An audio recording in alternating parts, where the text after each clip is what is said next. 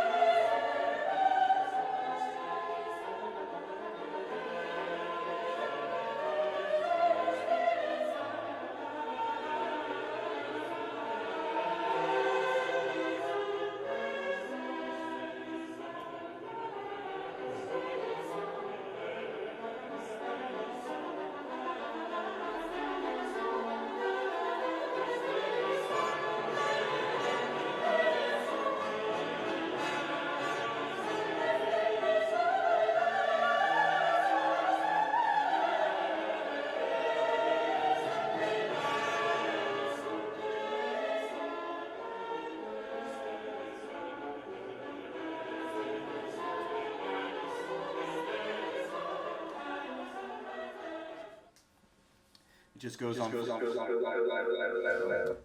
forever, right? So when watching this video, what did you feel? What were your first thoughts? What were your feelings? Any ideas? Furious. Furious? Okay. Interesting, yeah? Any other perceptions? Wonder. A bit of like excitement or Okay. obstacle. Yeah. Based on the music or more on the visuals? I mean, It's hard to say. yeah, maybe both. The visuals got more cheery to me because of the music. They're like, ooh. Some awe. Some awe, yeah.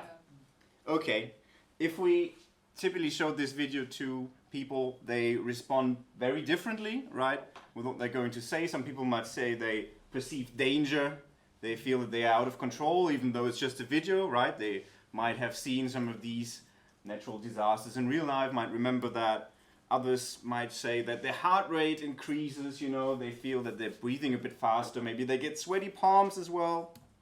Or they will say they're speechless by these visuals. Or maybe they will start yelling because they, you know, feel kind of that they should inform others about this. Or they might want to escape the situation. They don't really like to look at it, or feel that they should be attentive and just look at everything that's happening. And typically, all of these aspects or components, as I will call this later, have been conceptualized as something that has been called fear or anxiety in research, right? So some people might say they feel fearful while even just looking at that. If you're in real life in the situation, you might probably be more anxious than just sitting here at IMC. On the other hand, people might say this is about vastness, it's grand. Things kind of slow down when watching at this, right? Some was also in slow motion, so that's not surprising. You might get some chills at the back of your neck. You might also feel your heart rate increasing, actually. Your eyes might widen because you want to process this. Your jaw drops because this is so beautiful maybe or interesting. You may feel connection to nature by watching this, or you might feel especially small, right? Because this is really big, natural disasters, for example. And research has said that these aspects might constitute an emotion that is called awe, right? So people might feel rather different emotions based on that. And this gets me to the main topic of today. It's about emotion, right? So why should we care about emotions? It's rather easy, I would say. Emotions are a daily aspect of your life. Just by getting here, you will feel some emotions. Just sitting here, you might feel emotions. Something like excitement, maybe boredom, right? There's a whole palette of emotions that you could feel. And they have some important implications for real life. For example, people might get angry and start posting hate comments online because of their emotions, right? Or they might vote for specific parties because they feel angry at some people.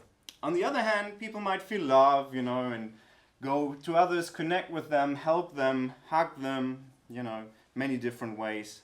Emotions also become more interesting once we going to be around more artificial intelligence, and how artificial intelligence processes emotion or understands emotion will become important, right? And at the same time, psychological disorders are often based on moods or emotions, right? So understanding emotion is kind of vital or essential to also understand disorders. So my argument would be that we all talk about emotion, but oftentimes people don't really know what it is. But it is really important to understand what an emotion should be from a theoretical sense in order to study it correctly. There's this nice quote by Fair and Russell who says that everybody knows what an emotion is until you ask them to give you a definition, which is mostly true and has been really true in emotion research as well. There are big debates about what an emotion is. If you would get 10 different emotion researchers in the room from different places and ask them what an emotion is, you might get 10 different answers, right? So my idea today is to kind of reconcile all their perspectives together into one theoretical or most likely psychometric approach that I'm going to talk about. And that's the network approach, in case you're wondering. I will go a step back and just talk briefly about what theories of emotions exist. How do people think about what an emotion is? So this question has been around for quite some time, a long time actually. Most influential theory in the beginning was the theory by James and by the Danish researchers Carl Lang, right? So you can get your flags out now. There's some Denmark mentioned in here. The James Lang theory, they kind of worked independently on that, right? And the idea was that physiological activation in your body based on some stimulus, that's kind of the emotion, right? If you see, for example, a bear in the woods and your heart rate increases, some brain regions get activated, amygdala, for example, right? That's kind of the emotion that you feel. Over time, views have been rather different, and nowadays there is some common ground, and this common ground is summarized as follows. Typically, it's caused by a stimulus. This could be some object, a person, right? A memory even, you're thinking of something. And this then causes some changes in a cognition. Yeah, that's as broad as it can be. So you have a perception about something. Some physiological changes, also sometimes called somatic changes, right? This might be central nervous system activity or autonomic nervous system activity, for example. You might have some subjective feeling. Yeah? You might feel, oh, this feels really positive, or this feels really negative, or I feel anxiety, for example, as in the case of the avalanche. Then you will have some motivation, some motivational tendencies. Maybe you want to avoid a situation, you want to hug someone, and so on. And there will typically be some expression. You might say something, you might use your face to actually convey your emotions if you want, or you might use your body posture to show some types of emotions, right? And these are the different emotion components that people mostly agree on, right? These are important, and together they somehow form the emotion. How they form the emotion is a different question. Yeah, that's not really clear. People are not really agreeing on this question. Any question there? So motivation is not part of your cognition. based on these classical, it wouldn't be part of the cognition. No, your cognition might influence your motivation, right? But these would be two different. One is more about the perception of a situation, and the other one is about your intention to do something about this, right? At least based on these classical literature. Yeah. So sometimes referred to as action tendency. Action tendencies, yes, exactly. So That's also. something that Yeah. Thank you. Will you talk about what it means? Because to me, it's the expression. If I don't care about what emotion is. I care about what it means. Mm-hmm. Then it's Yes. based on the expression. As an observer, you mean? Or As an observer, an analyst, as an interpreter, yeah. mm-hmm. Yeah. Or as the person I'm in contact with someone, I'm always trying to figure out what it means, but I'm basing on the expression. Sure. Rather. I mean, classical emotion research has often started from the expression, right? Looking at the expression as one important vehicle to convey emotions. The big problem is that expression does not always need to align with your internal feeling, right? You can misrepresent your emotions. Or you can use display rules, like the stewardess smiling, while giving you this tea while she or he might actually have a really bad time, in that situation. So, again, this is kind of the common ground that most people would agree on, And we can think of a continuum in that theories have approached emotion, and at the one end, people have said emotions are dimensional. That's kind of the thing that we can break it down. There are some higher order dimensions that we can group different feelings, different emotions on. Yeah. One classical approach is so-called core affect. Core affect consists of whether something is pleasant and how aroused you are in terms of bodily activation, right? And then the combination of your activation and the pleasantness, unpleasantness kind of forms the so-called core affect. And based on that, you can categorize your feeling. This also means that the core affect is the only thing that is kind of universal across people. Everyone feels core affect, but what they actually feel in the end, what type of emotion, that differs quite a bit, right?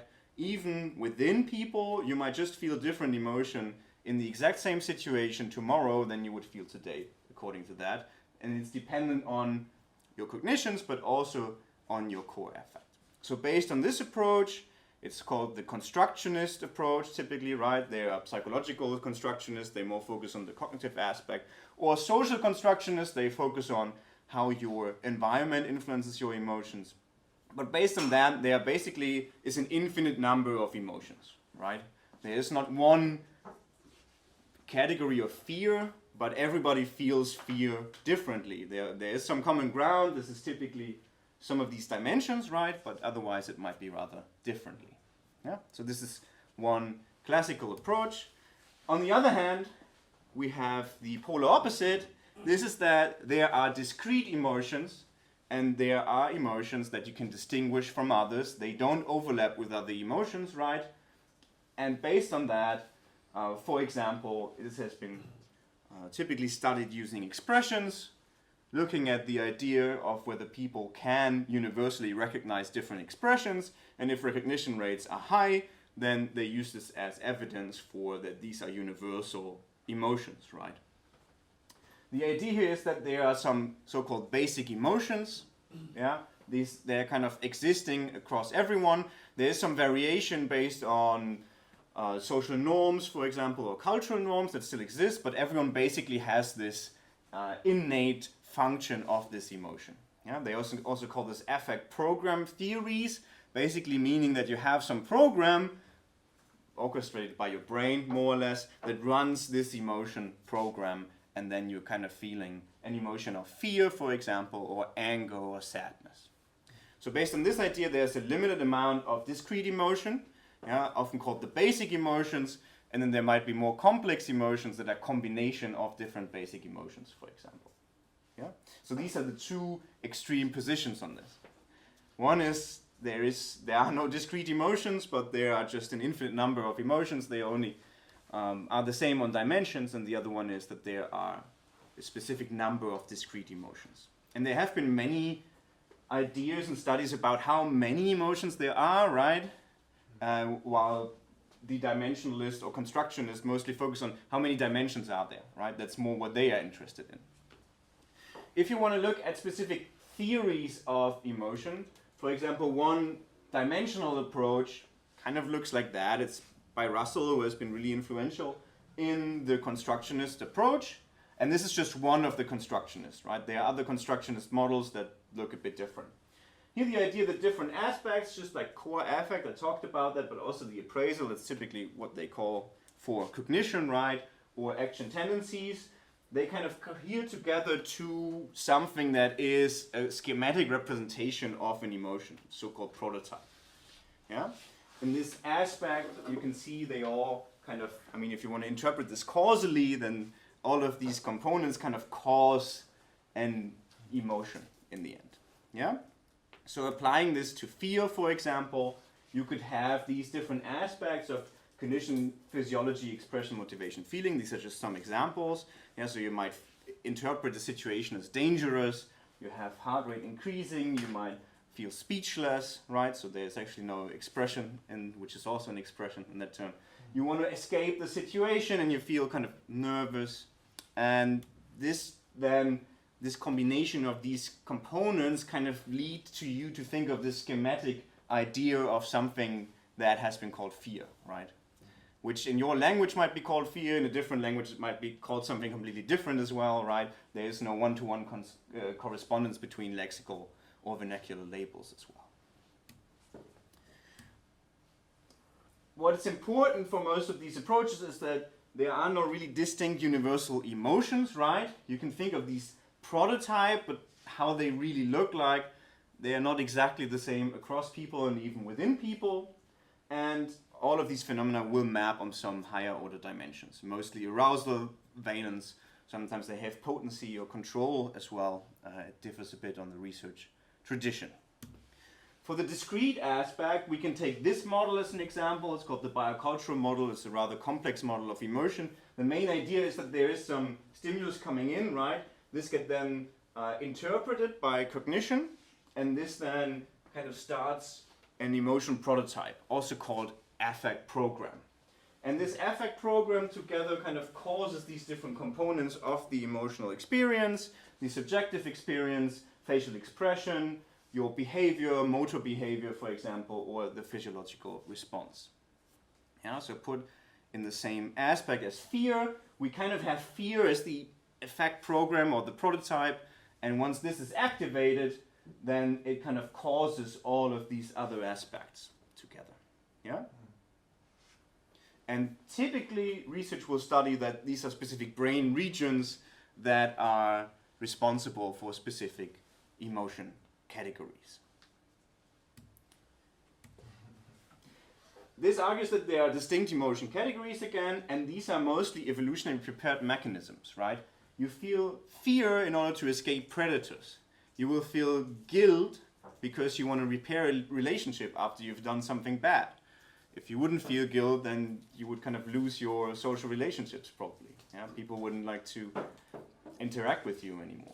You will feel jealousy because you might want to address potential infidelity of your partner, right?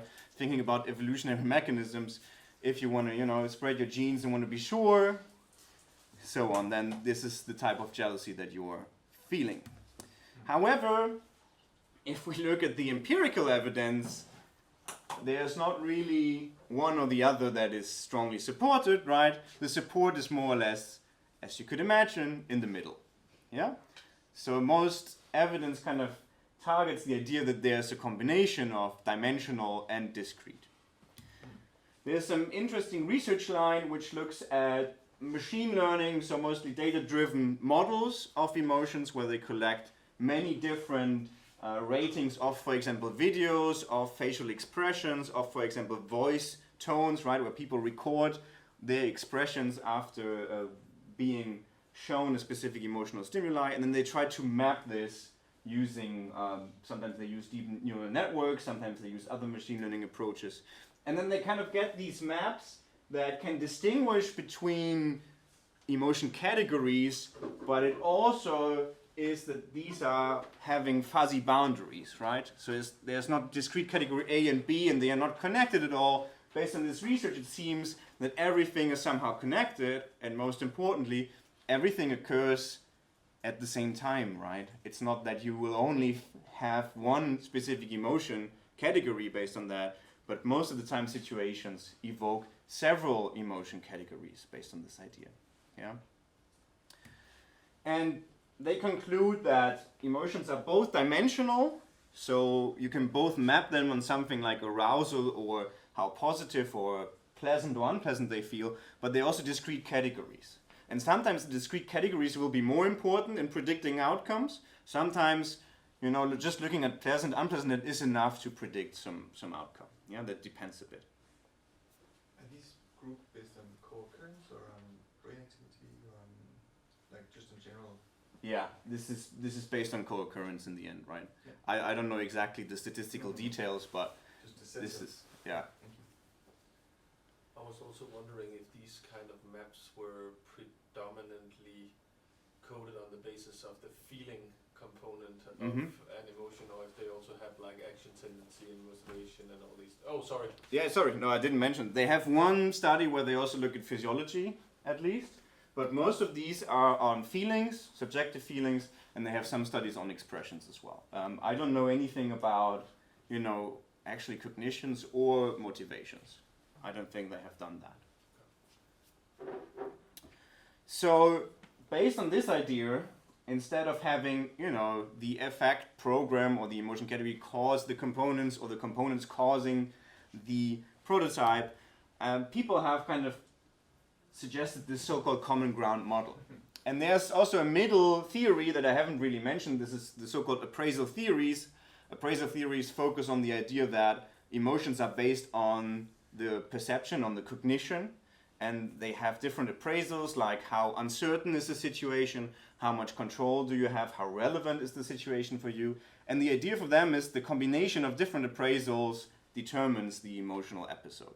So based on them, the idea is how many appraisal combinations there could be. This is the number of potential discrete emotion categories you could feel.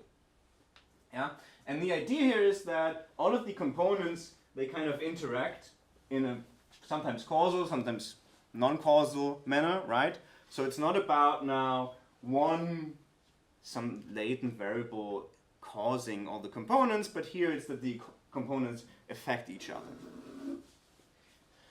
They still think that cognition is kind of the primary aspect. Most of these theories actually think that, right? That you first need to interpret the situation before all the other components could be, you know, could become important or could be caused by that. And doing that for fear, this might look something like that, right? You see a situation, you might interpret this as dangerous, then this influences your physiology, your heart rate increases, then the heart rate might increase your perception or motivation to escape. Yeah, and this might have actually some feedback loops as well, right? That it just gets more intense once you have, for example, caused one of these components. What the causal relationships are, this is a big debate, right? Does physiology cause expression or the other way around? And there's no clear evidence in that. And people haven't also not really looked into that too much, I have to say. So these are the theoretical models. And the big problem of all these models is that they are, just as mostly in psychology or related disciplines, they are verbal models, right? So they basically say, look here, we have this component that's called like that, and it has some relationship to this component. But how does this mathematically, for example, look like that we could test that? It's kind of up to the person using the model, right? So you could basically interpret all of these models in a rather different fashion and arrive at rather different results. Yeah. So there is no formalized way of having these models. So one idea to formalize this model would to apply psychometric models. Yeah. So how would we measure concepts? And there are different psychometric models that people typically apply in psychology, for example, or related disciplines. And we could actually map these different approaches to these psychometric models. So for example, the dimensional approach, right? Remember, these were the components and they kind of together cohere to the emotion prototype. This is similar to a formative latent model, right? In which you have the components and then they cause this latent variable, right? On the other hand, this discrete model, yeah, the biocultural model here, it's that there's this emotion prototype that causes the components. So this is what probably many people have applied for factor analysis, for example. That's a reflective latent model, right? So we have some latent variable, and this unobserved, unmeasured latent variable causes these components. Yeah? And then we have this middle idea is that where the components are directly connected. So we argue that this is what you can approach with a psychometric network model. Yeah? So basically, there is no latent variable. The phenomena in itself is based on the connection of the components. Yeah? So the components are connected to each other, typically in a causal fashion, although of course you also have networks that are non-causal. Yeah? I hope it's okay I ask clarification. Sure. Thank you. So then in the middle one, the emotional category would just be a categorization of network structures or something like that. Yeah, more or less. Yeah. Like it's not a thing in itself. It's just a tag or a name for a specific Mhm. network. Exactly. I mean, we will, hopefully it gets more clearer once I advance to that, but the idea would more or less be like that you have different components, and we could still argue that some components are more likely to occur for a specific category, and once these components are causing each other or are connected in a network, you might feel this specific category. Yeah? But there is no latent variable that would influence this somehow. So the good thing about these psychometric models is that you have some statistical properties that you can derive from them to test them, right? And then you can use these statistical properties to apply this to, for example, findings in emotion research. For example, the finding that emotions are both dimensional and discrete. You also have the finding that a lot of people show variability in their emotions. So there's variability within individuals, across situations, right? But also across cultures. The emotion that you feel in response to this avalanche might not be the same that a person, in a different culture feels in response to that. Or maybe even the person in Randers, I don't know, right? There is a lot of variation in that. And the other one is that typically components have causal effects on each other, right?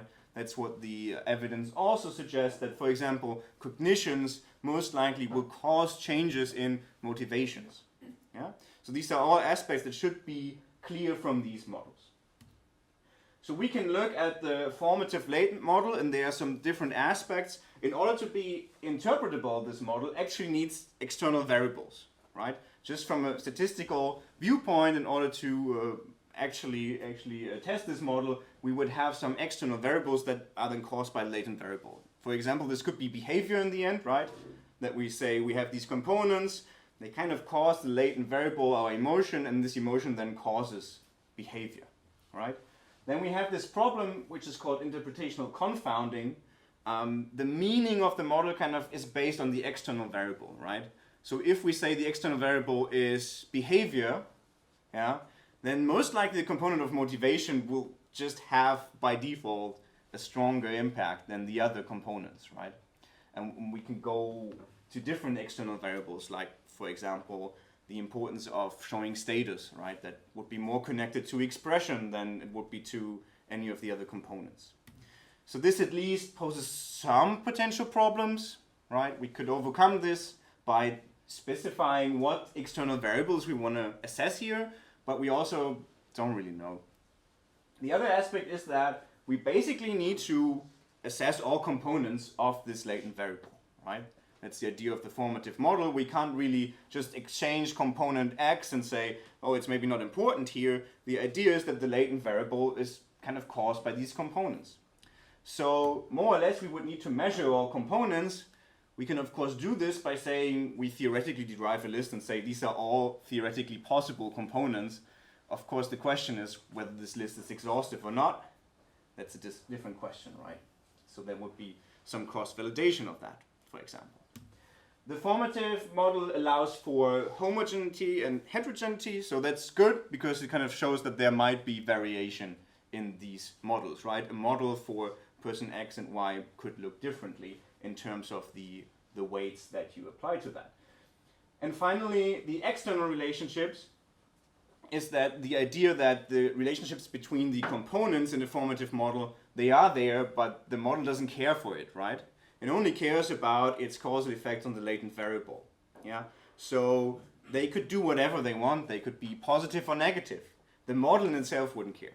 But we assume that there are some causal connections between them, yeah, which this model wouldn't specifically propose. So that would be at least a problem for the evidence. If we go to the, yeah. I wondered if in this type of modeling, if the time aspect is essential. I mean, if the model, in a sense, is claiming that A causes B, then we would assume that A happens before B as well. And if there's any, I mean, I've always imagined these components to sort of, I suppose, happen at the same time. So I was just wondering if that aspect is part of this type of modeling. So here it doesn't matter, right?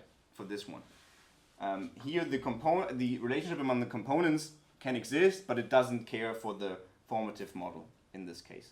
If we look at the reflective model, for example, we assume that there are positive correlations among the components, right? So at least we assume that they all occur at the same time. We also don't say anything about causality there. Yeah, it's mainly when we get to the network approach that we would say something about causality. Yeah. I mean, most theories on emotions, they propose that there is some causal connection between these, right? Most theorists would say that you first need to interpret the situation, whether this consciously or unconsciously probably doesn't matter, but if you don't interpret the situation or appraise it, then there wouldn't be any other changes. That's what some theories would say, right? Would argue. Yeah, but I was more actually thinking about, for instance, if you have physiology and how you could test that, you mean? Motivation, right? Yeah. Some might say, and feeling that these are dimensions of the same thing, really. That is. Yeah. So but it just occurred to me that in your previous network models, it was not just cognition to all the rest, or appraisal to all the rest. There was also some claims of causality between the other components. Yeah. Is that? That hasn't been, I mean, there's some research on that, right, showing that it might go this way or the other way, but typically the big problem, of course, is also comparing physiological measures, for example, with self-reported feeling gets really difficult, right, because you're comparing that on different modalities, yeah, and even like, the specific timing that you can measure this with is questionable, right? I mean, I would need to measure this continuously, the self-report, and whether my self-report is actually at the moment where I'm feeling this, whereas my physiology, I can at least be rather specific on the timing of that, right? So that's a big problem. If I want to, show something about causality there, I would actually need to assess this in the exact moment, which in practice gets really difficult. So I guess also that's why many people have tried not to do this and go away from this idea and just say that they all happen somehow after this, right? And there might be some causality among that, or maybe not. It's not too vital, I guess, for the models. Okay. We can also go to the reflective latent model, right? It's the one where the single variable causes all the components, yeah? So the idea here is that there's this idea of common cause relationship. So all this single cause will predict all of the components, right? In theory, it's possible. In practice, it's rather unlikely that a number of components will be just caused by this one single latent variable, right? In most of the cases, there will be an additional latent variable also causing this, maybe. You also have this idea of separate identifiability, it's called. Basically saying that the emotion and the components, they are separate entities, right? The components is something else than the latent variable itself. Theoretically, that's not a big problem, but it could give you some problems for practically testing that. One big problem is the assumption of local homogeneity, basically saying that it should be the same model between and within, right? And this doesn't really work and map onto the evidence that there is variation even within people, right? The other idea is once you control for the latent factor, yeah, the components become independent, which is also not something if we assume that they are causal connections, which is not something that they should do. And there is exchangeability, meaning that components are more or less redundant, right?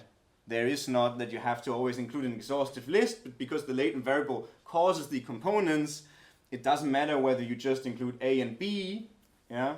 I mean, it could be helpful to also include C and D, but there is no, rule of thumb to have everything that is possibly there and caused by the latent variable.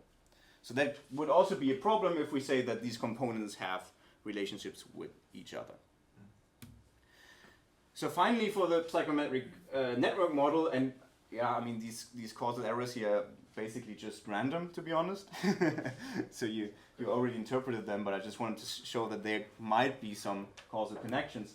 So the idea here would be that the emotion in itself is actually the causal network. Yeah? So the causal connections between the components, this is what constitutes the emotion. And secondly, that also means that components are non-redundant. You would always need to have an exhaustive list of components because the network will be rather differently based on the components you include, right? Because the network, if we go to the statistical side and how to estimate that, right? This typically works on conditional independence or conditional non-independence relationships, right? So what is the relationship to feeling nervous to escape, considering all other variables in the network? Yeah.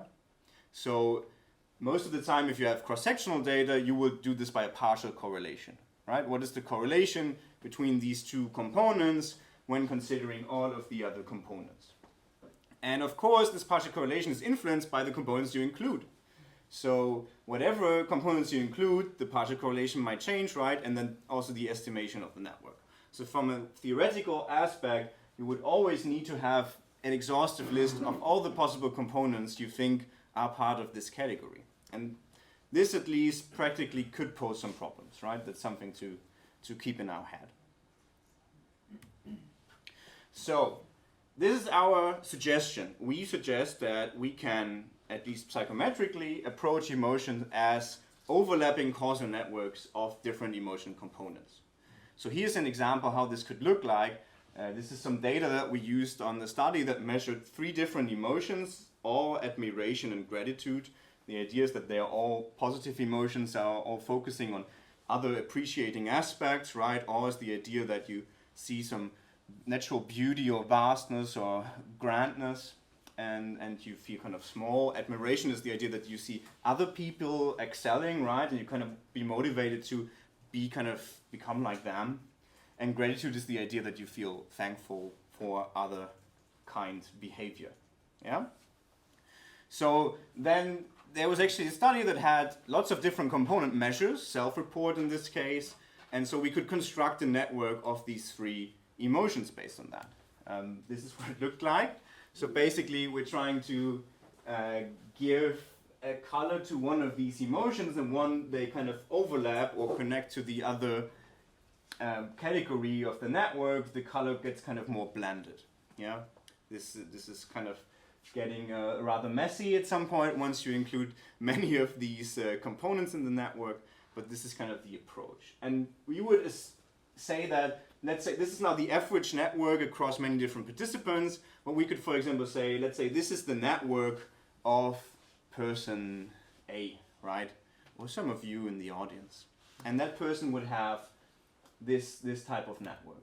So what we would first of all see in this one, we could still argue that emotions are distinct, and we can do this based on identifying communities meaning more tightly connected components, or network language you would call this a node, right? A node is kind of a variable. These are connected by edges. These are the relationships. So the more connected nodes are, the more they will form a community and distinct emotions. So this would be the idea here, that we have kind of gratitude here, admiration over there, and awe over there, right? So they could still be distinct categories based on their connections, that they are more connected within these components than between the different components from the other category. They are also dimensional, or they can be dimensional at the same time. In this idea, a dimension would just be the more connected the components are, right? And the idea is the more positive, for example, emotion would be, the positive emotions should be more connected than the positive to the negative emotions, and at the same time the negative emotions should be more connected than to the positive emotions, right? That would be dimensionality. So we could still use that in this type of approach. We can also say that emotions vary within and between individual situations, cultures, and time. So just assuming these are all exhaustive components, which they are not, right? But just in theory, it would mean that these connections might differ quite a bit based on the context, right? For example, in a specific context, you might not show a specific expression due to some learned social norm, so your connection with the expression and the cognition, for example, might be not as strong, and that it might not be activated in that case. And we also argue based on that the emotion components, also called nodes, they have causal relationship with each other, right? They will cause each other. And we will come to that later, how we could actually estimate that, because most of the time this is cross-sectional data, so it gets really difficult here, right? And finally, we would also say that the relationship among the components, so whether they have a connection, this is based on, for example, it could be based on just physiology, heart rate kind of, has a connection to electrodermal activity, for example, or might have under certain circumstances. This is not something that is learned by the organism, right? It might also be on learning. Yeah, you learn association. For example, you learn that in this situation, if you hurt yourself, you shouldn't cry. So your connection to crying kind of gets, pruned down over time probably, and it's less likely to get activated. And it could also be emotion regulation, right? So you probably feel this emotion, you feel this situation, and then you're like, okay, I'm really going to start crying now, but I'm standing in front of this audience here, so I should know that this is probably not the good idea, and I try to regulate my emotions, for example, by just suppressing them, thereby trying to reduce the connection between the components. Yeah? And because they are connected, we can have feedback loops, right? So this means that once one component is activated, it can reactivate the other components again and again, meaning that we can actually have an intense experience. Okay, I can show you like 2 examples of how to apply that, or how we have applied that. I don't have too much time, so I probably have to rush a bit through that, but hopefully it provides some answers as well. So we have applied this to, first of all, emotion co-occurrence, so that emotions occur, or different types of emotion categories occur at the same time, and also emotion duration, so how long does an emotion last. But there are many different ways you could apply this to, potentially, any type of idea. So research shows pretty strongly that emotions co-occur. If you just do like diary studies, for example, asking people about what they feel during the day, they will never say, I just felt, sad at this point, but they may also feel something else, Just imagine you're going home, you're feeling a bit sad, right? And then you go to the fridge to get like this big cake, right? You will feel joyful in the first part, right, by eating this cake, but you might also feel regret because you might not want to eat, sweet stuff in the evening or something like that. So you would have 2 different emotions at the same time. Or just assume that you get an F or a -3, yeah? I hope nobody has ever got, I mean, some people might have gotten a -3, right? But let's think about this. You might be really disappointed in yourself. You might be angry, for example, at another person, right? You might also feel ashamed. You don't want to show it to others, right? You want to hide. So this might also be different emotion categories at the same time. Or think of receiving a nice gift, right? You might, first of all, when you open it, you feel surprised, kind of, what's going to be. And once you open it, you might feel thankful, grateful to the person giving it to you. You also might feel excited about the gift, right? These might be different emotions co-occurring. So how does this look for a network approach? The idea is rather simple. So we have different components, let's say of emotion Y and emotion J. And then if they co-occur, they are most likely to share a component, for example. Yeah. So if we say a component could be something like heart rate, lots of studies have shown that heart rate is not specific, or increases or decreases in heart rate is not specific to one emotion, right? But it just might occur for actually any type of emotion depending on your activation in that. Yeah. So we argue that emotions would co-occur with this approach if they share a component. So in this case, C6 would be a shared component, right? That they both have relationships to. So if I, for example, activate C6 in the middle, it would kind of spread to both of these networks and thereby activate both emotions.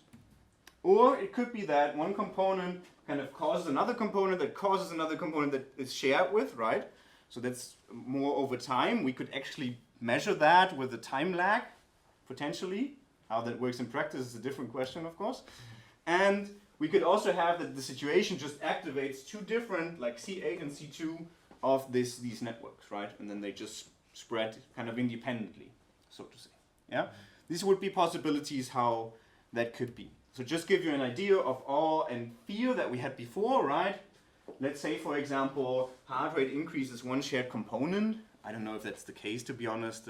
Some people would argue it's maybe not. But it could be that once you have this increase, it might, cause other things in both of these networks, right? And then you might feel both fear, at least to a certain degree, and awe at the same time. And how intense you feel that would also depend on the connection, how strong the connections are in this case, right?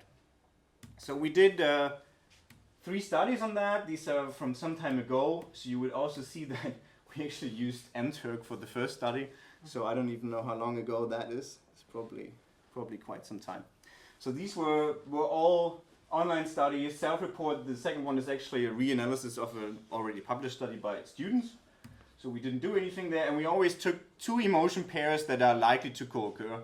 In the first study we used awe, and then an emotion we have studied for quite some time and have called kamamuta. I'm not going into detail about that. It's most likely the feeling of being moved by love. Something really nice is happening and you get touched by that. In the second study we compared guilt and shame. These are often considered to be rather close but also rather different at the same time, having different functions, right? The function of guilt is typically trying to repair a relationship. The function of shame is typically to hide somewhere. And then in the third study we did the thing that we had in the beginning where we compared fear and awe, because they often thought to occur at the same time, because you might feel awe for really nice natural beauty, but this natural beauty might turn into threats at the same time as well. And here in the first one they used actually pictures and some written situations. Here they used written situations, and there we used videos. And they all did this on self-report, which is one major limitation, obviously. And then for each of these they had different lists of components that they would answer on, right? We hope that this is kind of more or less the exhaustive list of components, but well, people don't really agree on that. So we used the ones that we could find. I'm actually going to skip that because I don't have too much time. What we also did is that we compared the results to what different approaches, like the distinct or dimensional approaches, would say. And then we can compare it to the network approach to figure out whether the network approach would predict this better. The bottom line is we did. That's kind of, for you to know. But basically, what we would find here is that in all of these networks, so these are the average networks across participants, we always find that we kind of have this so-called community in a network that is kind of the distinct emotion category. For example, here kamamuta or here shame and guilt, or there fear and awe. But they would also have overlapping components or overlapping nodes, right, that would be shared among the communities, right? So there seems to be both some distinctiveness but also this overlap, and based on that we would argue that this is why they could co-occur. We just did a replication of this, looking at not self-report but also other measures, and also looking at within participant data. So this is a really small study, right, because it's a physiological study in the lab, but we have people repeating measures quite some time. We looked at fear and awe again and used some of these videos that we've seen in the beginning. Similar to them there, we had 4 videos and they actually repeated 3 times the same video, so that they would, that we would have some variation within the participants as well. And then we had some self-report. We actually had classical self-report just after the video, but we also had self-report during the video. So basically, a slider. Then we had some basic physiology like heart rate, respiration rate, electrodermal activity. We also had goosebumps that we did with the camera. And then we coded facial expressions by video, right? So there was a software coding facial action units via recording the video. So people probably looked a bit stupid just like me here. This is not the exact picture for this study. This was a different study we did some years ago. This is kind of what the goose cam looks like. You kind of have this device here on your on your forearm, and then it just records a video of your skin, and then using there's some software that tries to calculate whether you're feeling goosebumps or not.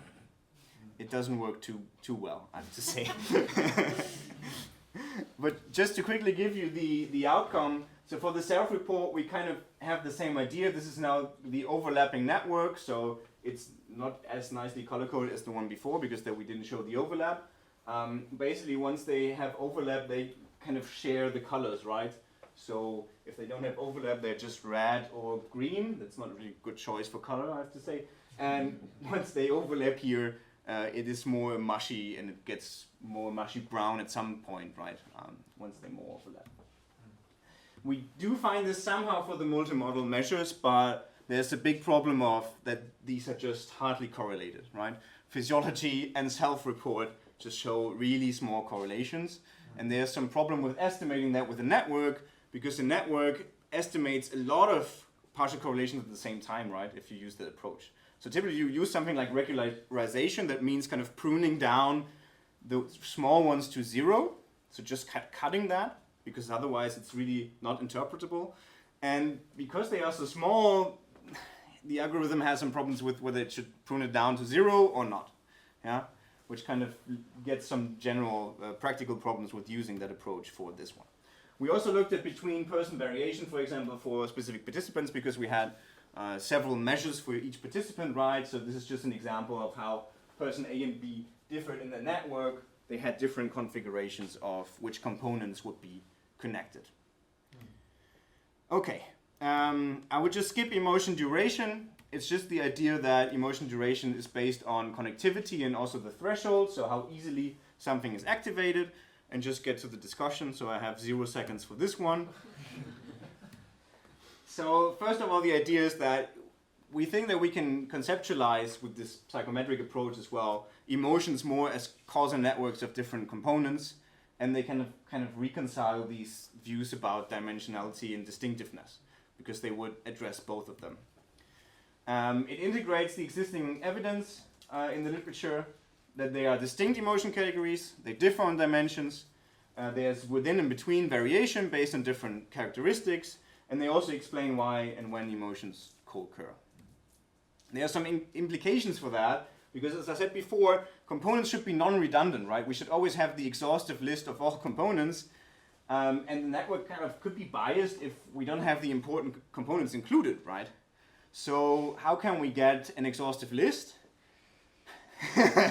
Exactly, that's one approach, right?